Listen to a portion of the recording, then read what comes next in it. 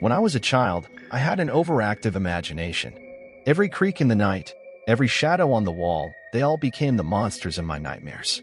But there was one fear that I couldn't shake, something that seemed to linger beneath my bed. My parents had always told me that there was nothing to fear under the bed, that it was just a place where dust bunnies gathered.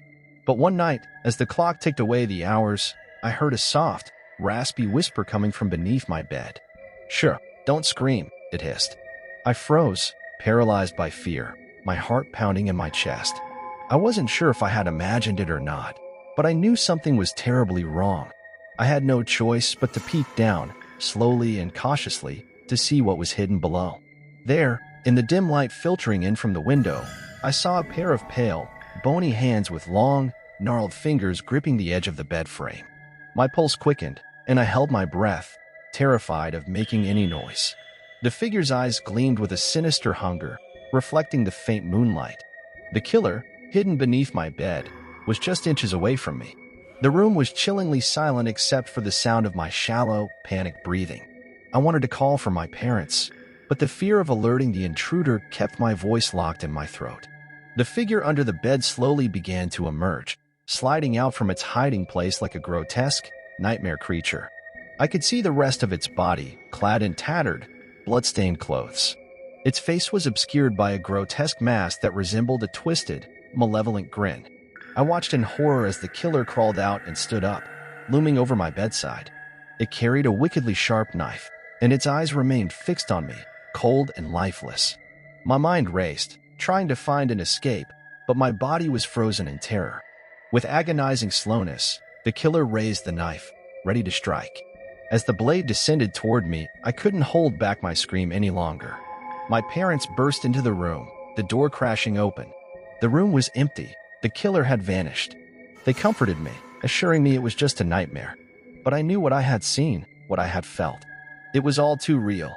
From that night on, I never looked under my bed again, and I never doubted the monsters that could hide in the darkness.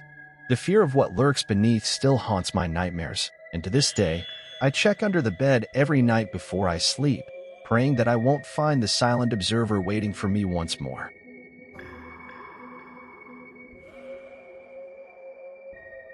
It all began when I moved to Willowbrook and took residence in the house next door. The Smiths had a reputation for being reclusive, and rumors about strange noises emanating from their basement spread like wildfire in the neighborhood.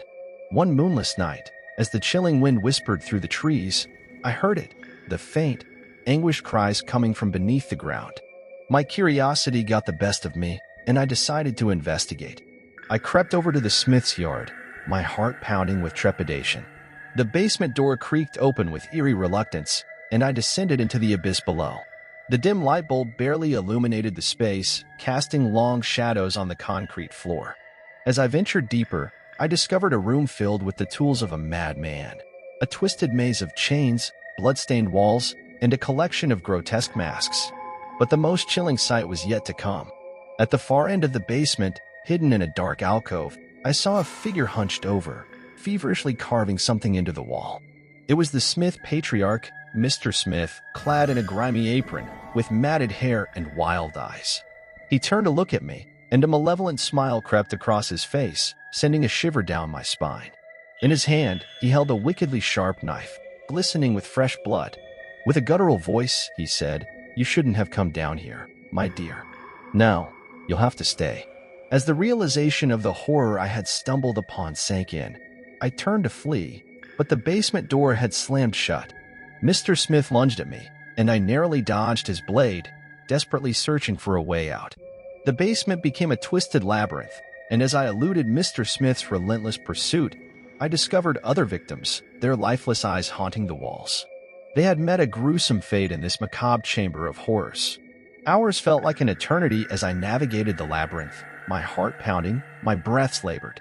My only hope was to escape the basement and expose the Smiths' vile secret to the world. Finally, I found a hidden door, and with the last of my strength, I forced it open, emerging into the cool night air.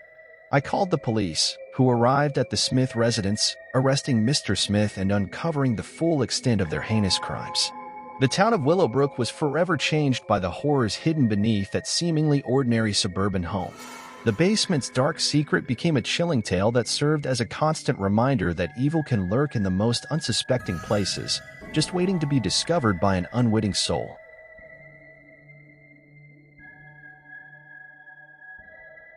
Pinevale was known for its tight-knit community, and the late-night bus that ferried people to and from the nearby city was a vital part of daily life. The passengers, though weary from their daily toil, had grown to trust the driver, a seemingly friendly man named Robert. For months, Robert had been the beacon of normalcy, a familiar face behind the wheel, always ready with a smile and a friendly greeting. But as the moon hung high in the sky one fateful night, something about him began to feel different. The bus was eerily empty that night, a stark contrast to the usual assortment of passengers. As Robert drove through the dimly lit streets, he started to deviate from the usual route. Panic swept through the few remaining passengers as the bus entered an unfamiliar, desolate road. Whispers of concern and fear rippled through the air. When one brave passenger confronted Robert, the driver turned to face them with eyes that were devoid of all humanity, his smile contorted into a malicious grin. In that instant, it became clear that the friendly bus driver was no longer in control. The passengers were trapped, far from the safety of their familiar surroundings, and at the mercy of a malevolent force. The bus came to a screeching halt in a remote, wooded area, and Robert began to systematically disable any means of escape. Panic took hold as the realization of their perilous situation set in. The passengers had become prisoners on a sinister journey, with no way to call for help. One by one, Robert began to reveal his true intentions, taunting the passengers with stories of his past victims, recounting each gruesome detail with a twisted sense of satisfaction. The air inside the bus grew thick with dread, and the passengers were paralyzed with fear, their lives hanging by a thread. As the night wore on, the passengers were forced to make a harrowing choice, to fight back or to wait for the inevitable. In their desperate struggle for survival, they overpowered Robert, managing to escape the bus and summon help. The town of Pinevale was forever scarred by the revelation of the midnight bus driver's true nature.